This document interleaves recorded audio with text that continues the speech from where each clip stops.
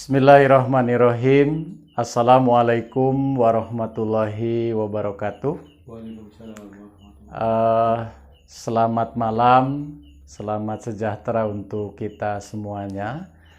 Pada kesempatan ini kami akan berbincang seputar jalsah di dalam Jemaat Ahmadiyah. Kita ketahui bahwa awal mula jalsah itu dilakukan oleh pendiri Jemaat Ahmadiyah berdasarkan wahyu yang diterima dari Allah Subhanahu wa taala, yaitu pada bulan Desember 1889. Artinya lembaga atau gerakan jalsah ini hingga tahun ini tuh sudah 124 tahun. Jadi luar biasa sekali. Awalnya diikuti oleh hanya 75 orang, sekarang sudah berkali lipat ya, bahkan beribu kali lipat ketika misalnya diadakan jalsah-jalsah di suatu negara nasional maupun jalsah-jalsah secara internasional. Fokus kita pada malam hari ini, perbincangan kita terkait dengan pengalaman real dari sesepuh Jemaat Ahmadiyah yang pernah mengikuti beberapa kali jalsah di luar negeri. Telah hadir bersama kita narasumber Bapak Insinyur Hamid Ahmad. Selamat malam Pak. Malam. Sehat? Alhamdulillah. Baik Pak. Jalsah di mana saja yang pernah Bapak ikuti? Jalsah selama yang pernah saya ikuti di London, di UK, kemudian yang kedua di Kadian, dan ketiga di Jerman. Di Jerman. Itu yang luar negerinya Pak ya. Kalau di Indonesia setiap tahun mesti. Setiap tahun ikut jalsah selama. Alhamdulillah. Luar biasa. Bagaimana pengalaman Bapak, kesannya jalsah di luar negeri Pak? Jadi kesan saya jalsah di luar negeri yang pertama kali waktu saya ikut ke London itu tidak mengira bisa berangkat karena memang harus punya uang minimal 50 juta di bank. Nah, ternyata dari sana sini pinjam bisa masuk. Nah, sehingga waktu pengurusan visanya mudah sekali. Dan kita berangkat sampai di sana penyambutan panitianya begitu hebat sekali. Sudah walaupun belum pernah kenal, belum pernah bertemu, tapi sepertinya saudara lama yang sudah lama tidak bertemu. Begitu sambutan mereka di sana itu. Kemudian kami ditempatkan di Baitul Futuh untuk transitnya sebelum ke Hakikatul Mahdi. Setelah nginap semalam di Baitul Futuh dan dijamin segala macamnya, kita berangkat ke Hakikatul Mahdi dan di sana yang saya merasa heran itu justru orang-orang asli, orang-orang Inggris yang mengerjakan apa namanya persiapan itu dan mereka sangat senang waktu jalan-jalan sana dari rumah-rumah malah mereka menawarkan kalau mau tinggal di rumah kami silakan begitu. Tapi kami kita sudah ada tempatnya dan itu sudah disediakan tenda-tenda yang siap bongkar pasang. Melihat area yang luas begitu luasnya mengagumkan sekali. Setelah mengikuti jasa, ada satu kesan yang saya pikir jasa ini tidak hanya manusia kumpul ketemu ngomong-ngomong tidak, tapi ada ruh Allah Ta'ala di sana bergerak di sana. Waktu mulakat dengan huzur, kami semua saya diberi 3 pulpen dan 3 coklat. Nah kebetulan anak saya 3. Jadi dan kemudian pada waktu itu anak saya nomor 3 sedang ikut tes di ITS.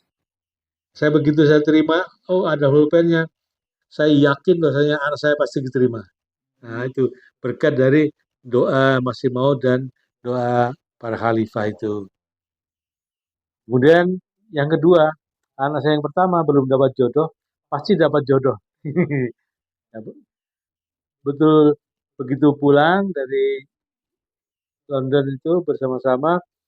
Nah, kan dalam satu tim itu ada Pak Anies dan Pak Ning. Nah, ngomong-ngomongan lah, Pak Ning gimana nih Pak Ning? Anak saya ini kok belum dapat jodoh ini. Kira-kira pandangan Pak Ning ada enggak? Keponakannya atau siapa ya? Maunya gimana? Yang mirip-mirip orang Pakistan lah. Oh ya saya punya ponakan. Akhirnya diberi alamat. Setelah pulang sampai di Jember, saya beritahu coba hubungi nomor ini kepada anak saya itu. Begitu dihubungi oleh anak saya, kok dia langsung bilang, wah ini harapan saya, cinta saya tumbuh lagi gitu. Kemudian pengumuman di perguruan tinggi, anak saya yang ketiga itu keterima betul di ITS. Alhamdulillah itulah berkat-berkat doa masih maut. Jadi pertemuan saya tidak hanya pertemuan secara fisik, tapi ada pengaruh rohani yang ada di sana. Jadi apa yang menjadi kesatuan kita, apa yang menjadi angan kita berdoa pada waktu itu dan juga didoakan oleh Khalifah. Ternyata semua yang kita inginkan dapat berhasil di situ. Ini kesan yang di London, Pak ya. Di London. Kalau yang di Jerman, di Indonesianya sedikit agak ada kesulitan di kedutaan Pakistan, tapi akhirnya lancar juga berangkat. Kami di sana juga bertemu dengan studi mahasiswa di sana, Pak Rahmat kalau nggak salah itu waktu dengan ada 2 orang mubalik yang sekolah di sana. Dan kebetulan beliau itu beristri dengan orang sana di Kadian itu. oh, berarti ini Jang Jasah Kadian ini Pak ya? Ya, Kadian. Iya, iya. Dan alhamdulillah di sana dijaga oleh tentara sana. Pasukan itu sangat ketat sekali. Ada beberapa tempat untuk melihat kita. Jadi keamanan kita betul-betul terjamin sekali. Iya. Diletakkan di lapangan dan pada waktu itu rencana ada khalifah datang ternyata pada jadi kita melaksanakan pidato hari khalifah itu melalui video. Jadi kita sana dan alhamdulillah sambutannya bukan main sana. Jadi kita itu betul-betul sangat sebagai tamu itu betul-betul sangat dihormati sekali. Waktu datang kita kan di Karachi di New Delhi, ininya lapangan terbangnya itu begitu nyampe dinginnya 11 derajat. Udah pas lagi dingin-dinginnya di sana gitu Pak. Iya begitu. Tapi perjalanan bis sampai di Kadian itu sudah agak siang. Nah, di Kadian tinggal di rumah yang dibangun oleh Pak Koyum di sana, lantai 3. Ya di sana ramai-ramai kita tinggal di sana. Jadi di sana pada saat jasa biasanya kita kan tidak biasa, tidak mandi. Jadi tiap hari pasti mandi. Nah, orang sana bilang, Pak di sini biasa. Seminggu tidak mandi tidak apa-apa. Karena dingin sekali itu. Ya. Dan kalau sore itu duduk di perapian, di sana ada cai, jadi kita sambil minum cai ngobrol-ngobrol, walaupun bahasa Inggrisnya enggak karuan tapi nyambung juga akhirnya. Hanya yang kita kagumi itu pada saat jasa Kadian itu tertibnya itu. Kita di menara Masih Maut itu setiap hari kita di sana sholat di situ mulai dari tahajud sampai dengan isya di sana. Aduh bukan main hati rasanya ini. Kalau sudah begitu ingin rasanya terus. Kemudian melihat makam Masih Maut, terus kemudian di Baitul Barak begitu tertata rapi betul-betul indah. Walaupun untuk makam itu indah. Padahal jalsah internasional itu jumlahnya puluhan ribu gitu Pak ya. Waktu di UK itu ada 150 ribu. Tapi begitu rapih begitu ya? Rapi, sangat rapi teratur. Karena orang-orangnya taat. Itulah. Jadi pegangan kita dalam jasa itu kita harus taat pada aturan yang sudah diterapkan oleh panitia. Jadi panitia harus pakai nomor anggota, Ya, harus ID dipakai. card gitu Ya, ya. ID card itu harus dipakai terus kemana-mana. Dan kita Hmm, kalau mau keluar harus minta izin. betul, betul. Dan kebetulan waktu di Jogja itu saya kenal dengan Major Mahmud. Nah, ketemu dia juga, "Wah, kamu kesini ya?" Diajak sama beliau kemana-mana itu. Saya sangat senang sekali gitu. Waktu di Kadian juga bertemu dengan pengawal-pengawal Huzur itu dan sangat menyenangkan sekali. Mhm. Dan yang paling berkesan waktu di Kadian itu setelah saya melihat di Baistimewa Barat begitu rapinya, kan pagi setelah subuh itu ke sana. Indah itu, walaupun itu makam tapi indah sekali. Ada sebelah kiri makam Masih Maud. Saya ingat betul, ya mudah-mudahan saya juga bisa berkenan menengok makam Rasulullah SAW. Ternyata setelah dari Kadian itu kok tanpa disengaja sudah tidak punya uang, ada yang menawari kan umroh. Nah itu akhirnya dengan uang yang sedikit bisa umroh. Dan waktu di Madinah jam 9 saya berangkat ke Raudhah itu sepi, tidak ada orang.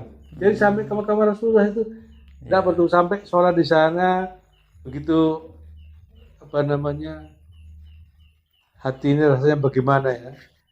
Itu doa kita terkabul waktu di Kadian saya menginginkan bisa ke makam Rasulullah dengan tanpa ceritanya itu kan sulit ke sana itu.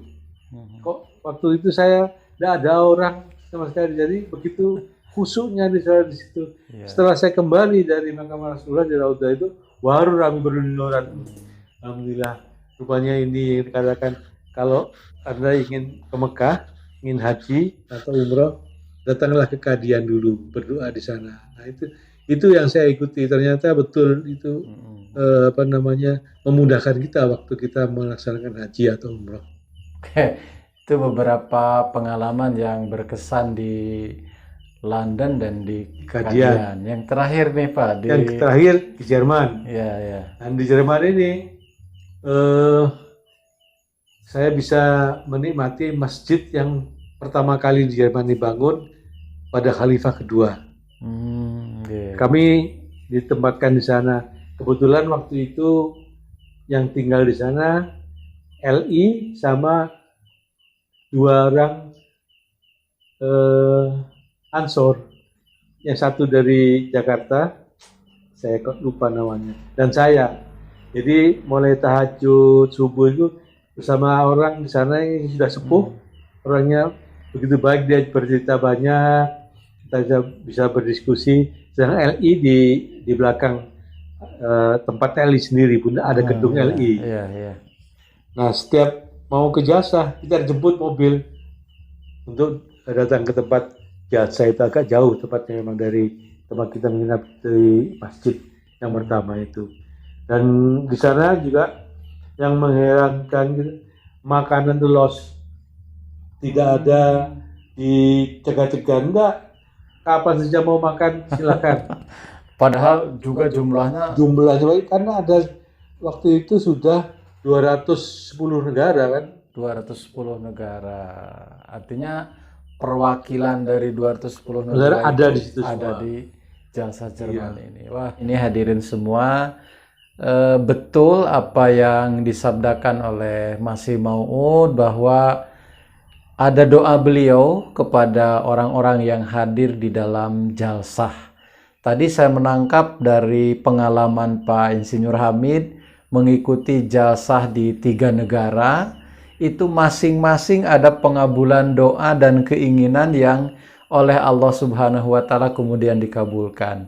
Ketika di jalsah London, 2 anak beliau, yang satu masuk ITS diterima, yang kemudian juga yang belum dapat jodoh juga mendapatkan jodoh. Tentu saja ini bukan perkara kebetulan saya kira Pak ya. Tentu ada keberkahan, ada doa-doa yang dikabulkan oleh Allah Ta'ala berkat dari mengikuti jalsah ini. Kemudian ketika di London ada satu doa beliau tadi ingin juga menengok ke makam Rasulullah SAW. Kajian. Waktu di Kadian, Pak ya. Dan ternyata memang betul juga setelah itu beliau mendapatkan karunia untuk pergi umroh dan bisa ke makam Rasulullah SAW. Nah, itulah pengabulan doa yang real dari pengalaman beliau ini. Kemudian Bapak bisa menambahkan lagi, Pak, sebetulnya apa sih keuntungan atau berkat dari jasa ini yang Bapak rasakan?